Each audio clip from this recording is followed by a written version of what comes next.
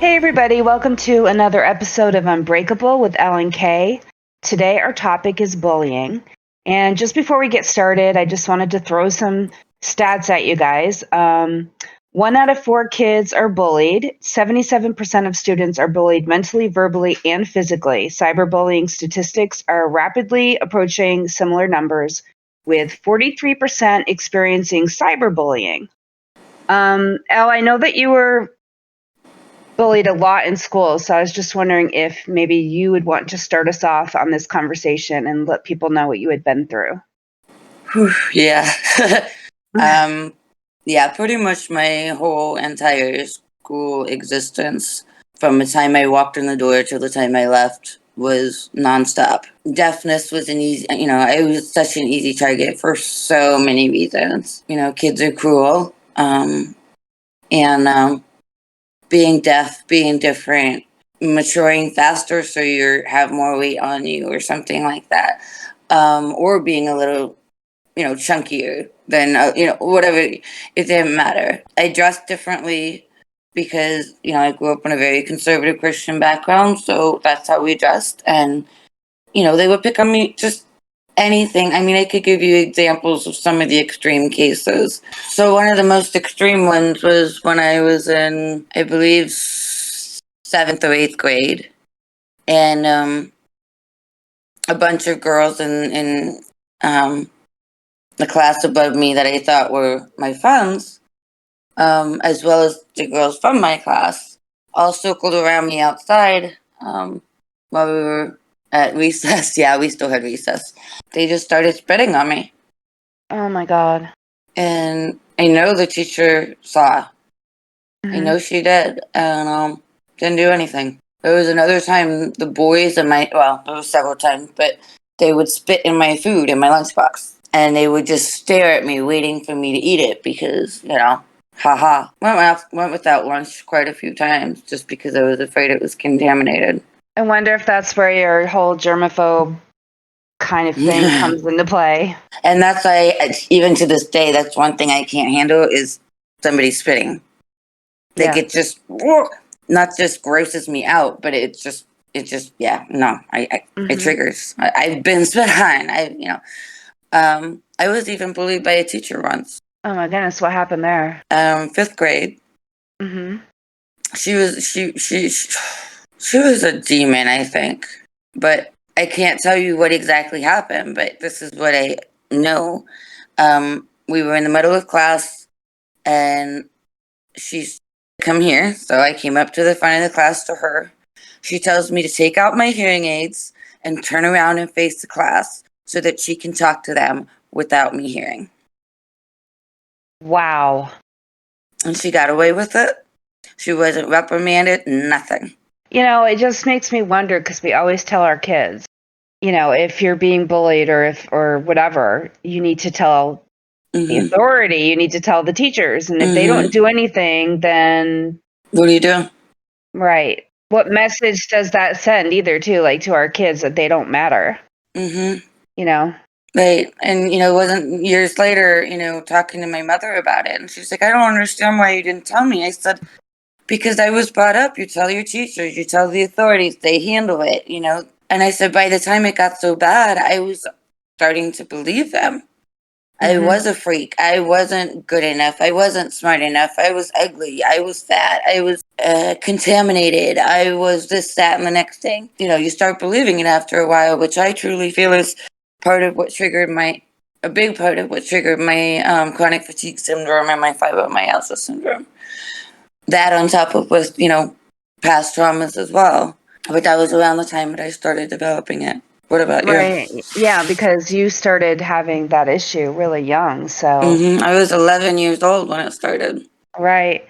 So, I mean, we were just talking about that last week with past traumas having something to do with chronic illness, and there's a perfect example. Yeah. Exactly. And that's why it's so important, to, in my opinion, teach your children. If you see bullying, if you are bullied, tell everybody until something is done, because it's otherwise it's just going to keep growing. I mean, because now we have extreme reactions too from students that are so beaten down, and because we don't know what's going on at home with them either, or they might be mentally ill, plus they're being bullied, and they're just, they're becoming violent. So teachers need to get involved, like, seriously. Yeah. And I feel bad for the teachers though too, because they have a lot on their plate already. It's like there's only so much time, to give to all of your students. So I understand in some ways, but there's no reason not to deal with the issues. Well, plus you don't need to be part of the problem. That's true too. Yeah. I do remember one time when, for me, I didn't have a lot of bullying in my past. It was basically the girl stuff where friends would turn against each other when, like somebody, the cattiness, is that what she you're said saying? this about you, she said that about you. And so whenever it was somebody's turn, they got bullied by the girls for a bit. And it was always like the worst thing in the world because your friends hated you for a week.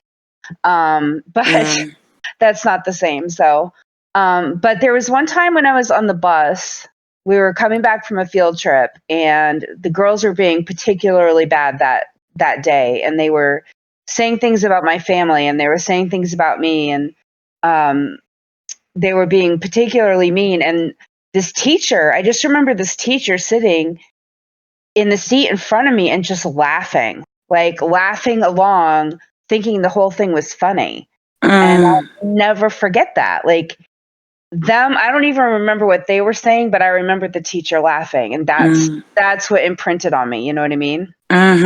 But for me, the bullying didn't happen until later when I became an adult, and actually when I got sick with lupus, and I had put on a bunch of weight, and I started to realize that the world really does treat you different if you're heavy, and which is sickening when you think about it, because there's so many worse things you can be in life than overweight. But I remember going to a store to get a new shirt because I was outgrowing things, and I would go like super early in the morning because I was embarrassed about who I was at that time. Aww. And there was this girl who was working at the store, and here I am trying to find stuff, and she's like yelling it super loud across the store. So, and looking at me every so often as she's saying it, she's like, I don't know how anybody could let themselves get into a plus size.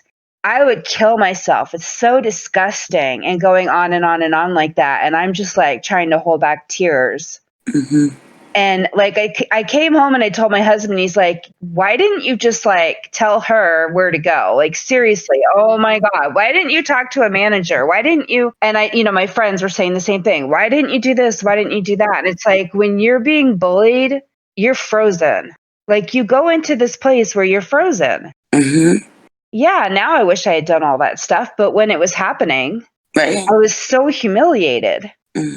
I just wanted to get out of there. Yeah, you just want to disappear, if you could. That was like my really intense situation with bullying, was over my weight. So, which sucks because it does, because when you have chronic illness, you are limited. And people don't understand that. They just want to judge you by how you look. Yeah, and I remember talking online where people were like, medications don't make you overweight, that you're using that as an excuse. And, I might have thought that too if I had never had any sort of experience with it. But there are meds that make you gain weight, and they make you gain a lot of weight. And if you don't go off them, you can't lose the weight. I remember going into my doctor's office and I said, I'm working on this and that. I'm trying to lose weight. And he actually laughed and said, yeah, this is a doctor. They want you to lose weight. But he laughed and he said, he's like, you're not going to be able to lose weight as long as you're on this medication. We have to get you off this medication first. But in order to do that, we have to get your lupus under control. So, for those of you out there who don't believe it, it's true. It really is true. And as soon as I went off the medication, I started losing weight. So good. It's hard for people, and people treat you like horribly. They do. They really do. Yeah. Because they're only judging by what they see, but not by what they know. And, they let their ignorance guide them. It just really sucks. Which is kind of like the whole people bullying you because you're in handicap parking. Have you ever Oh had that my happen to gosh. you? Yes. Really? Yeah, because I'm legally blind. So, and if, that, that's what it took for me to get one for where I don't know why, but and a lot of people, they just see me, they don't know what a blind cane looks like, and I'm not old and I'm walking somewhat normally, so you get the looks or the stares or you see them talking to each other and looking at you and Mhm. I was talking to somebody, I can't remember who, not that I would say their name anyway, but they got notes on their car before. Like, what? yeah. Like, shame on you. How dare you use a handicap Passive parking spot aggressive much? when I saw you walking in the store just fine. It's like, people don't know how hard it was for that person to get into the store. Like, seriously. Mm-hmm. Yeah, I mean, they don't realize, like, for me, for example, with fibro, just the fibro, and, having vision issues, and then the anxiety with everything that's going on now, especially going anywhere, by the time we're walking out of the store, I'm exhausted. Mm-hmm. Say, get me to the car. I want to go home. I want to unpack. I want to crash. Yeah. I am done. Yeah. When me and my husband would go anywhere, he would try to find, this was when I was worse off than I am now without the Mm-hmm. treatment, without the Mm-hmm. meds that I have now. Mm-hmm. But he would try to park as close as he could to the store because every step I took, like some days would just hurt so much, So he always tried to make it easier on me, and he's like, you really need to get a handicapped, Mm-hmm. I don't know what they're called. What are they called? Placard, Yes. tag. Yeah. Yes. And I said, I know I do, but I didn't feel like I was as bad as people who really needed it. Mm-hmm. And I'm sure that some people feel that way, and then they get out of their cars and people are treating them that way, even though the doctor says they need it. So Mm-hmm. let's just pile on to the guilt they might already be feeling, Exactly. Add to the anxiety that they already have. Right. With the pain that they're dealing with already and having to be in public, and then you're going to go be judgy judge pants, Yeah. It's just... Exactly. And like for me, the whole thing gave me social anxiety. So like I would get up at 5 a.m.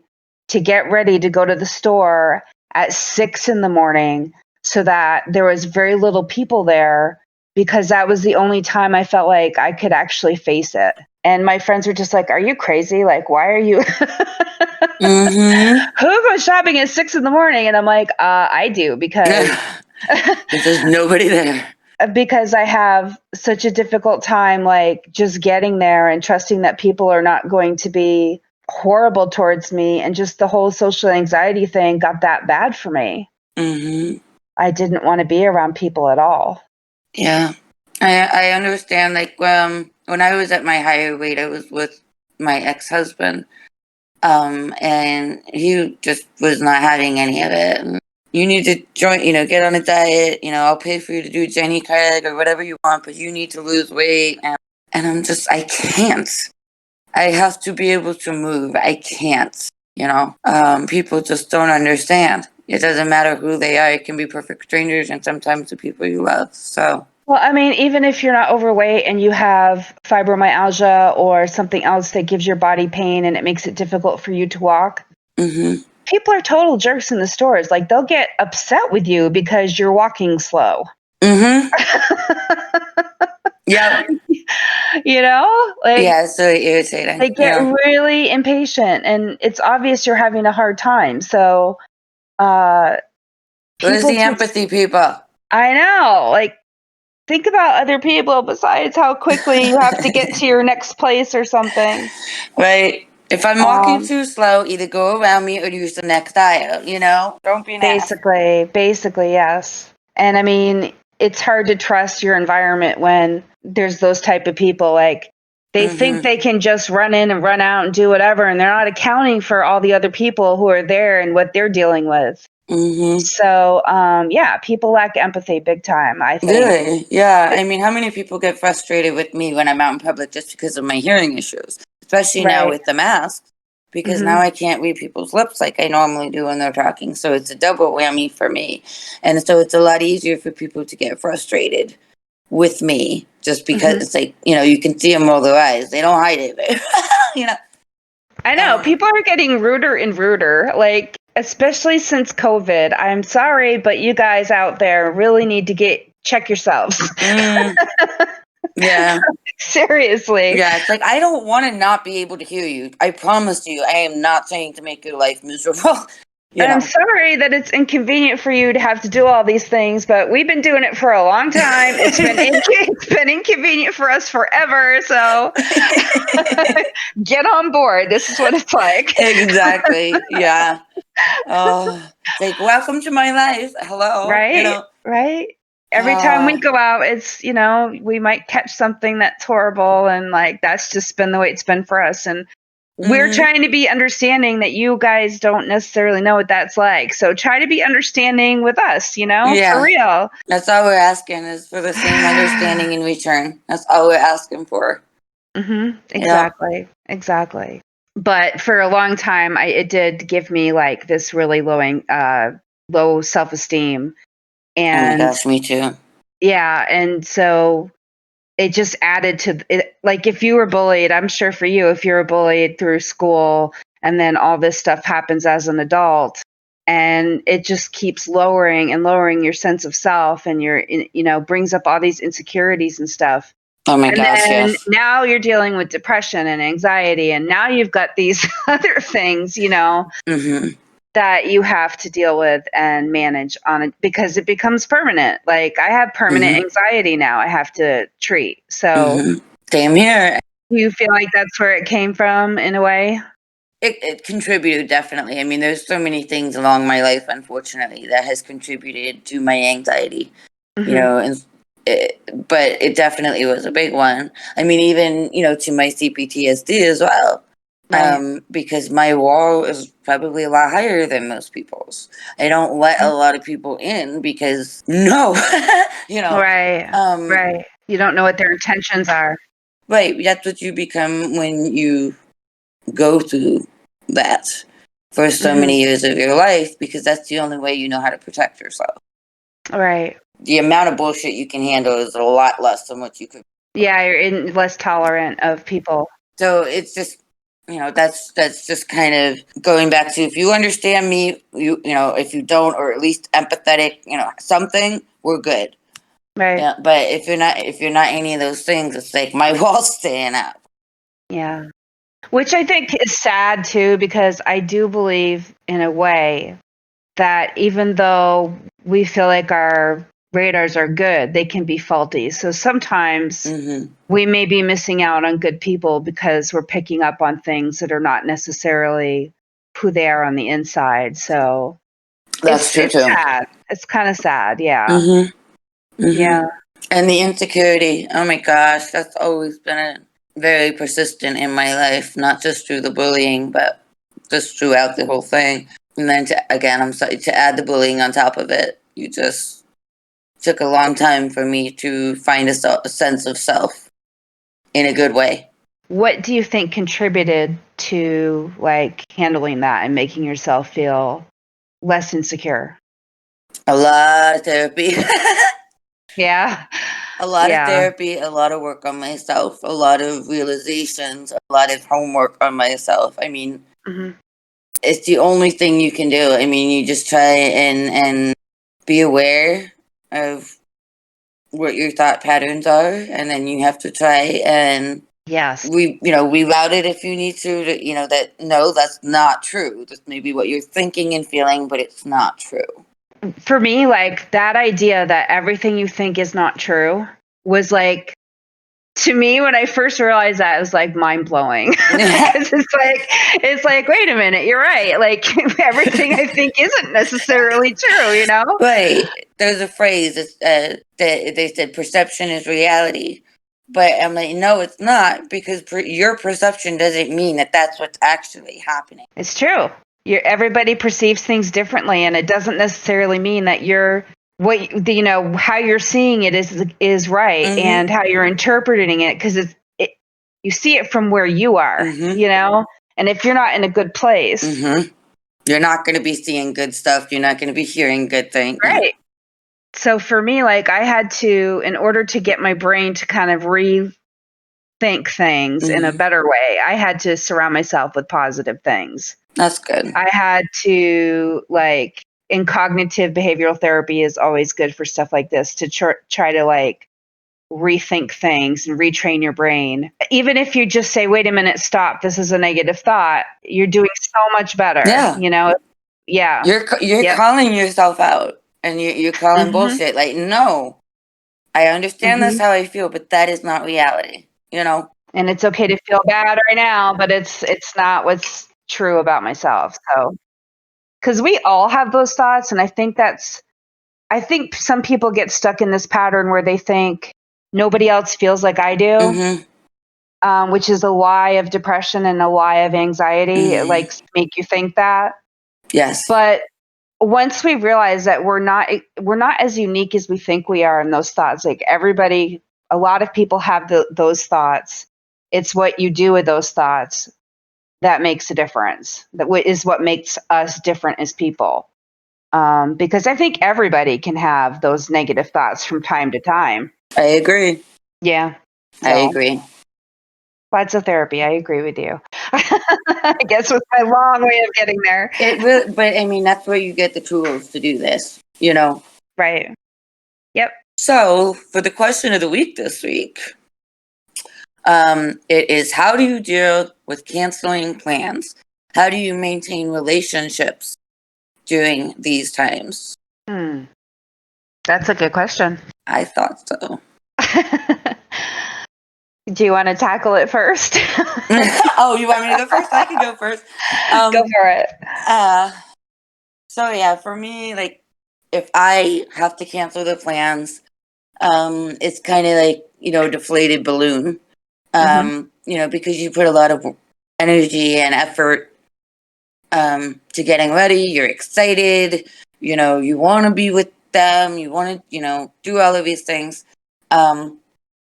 So if you have to cancel because of your health or whatever, mental or physical health, it can be a little bit more detrimental to me than maybe other people. Right. And especially because a lot of people don't take into consideration the fact that when you do cancel, it's not because you want to, it's because your body won't let you. Yeah. So a lot of people don't understand that. So you will end up with losing people, or just people that start like holding a grudge against you and things like that. Or they just stop inviting you. Right. Yeah. Yeah. Yeah. Like, for me, it's like, I feel so guilty as it is. Because, I mean, for me, it's like, okay, yes, I was excited. But the worst part is that I already know that I let somebody down, and they're probably not going to understand why, because that's just been my experience. And I've lost some friends over this because I think they think you're using it as an excuse. Right. Like, you know what I mean? Like, they don't believe that this is the third time in a row, or maybe not in a row, but this is the third time you've had to cancel. So you're just using it as an excuse. If you don't want to hang out, just tell me. And it's like, that's not what I'm saying to you. So I guess I haven't had the most understanding friends. And the one thing about this is it does root out people who are selfish and not understanding. Unfortunately, especially when you're in a relationship with people and you get it, people don't understand.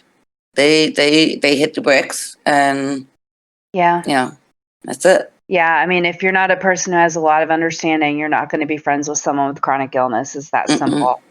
Exactly. So, but it makes us feel terrible. That's just the short end of the answer. Is, how do we handle it? Not very well. And it makes us feel terrible. It does. It really, really does. Yeah. And we do a lot of apologizing, and maintaining our friendships. I mean, for me, sometimes I do little things to make up for it to my Yeah, friends. she does. I do. I like send little things or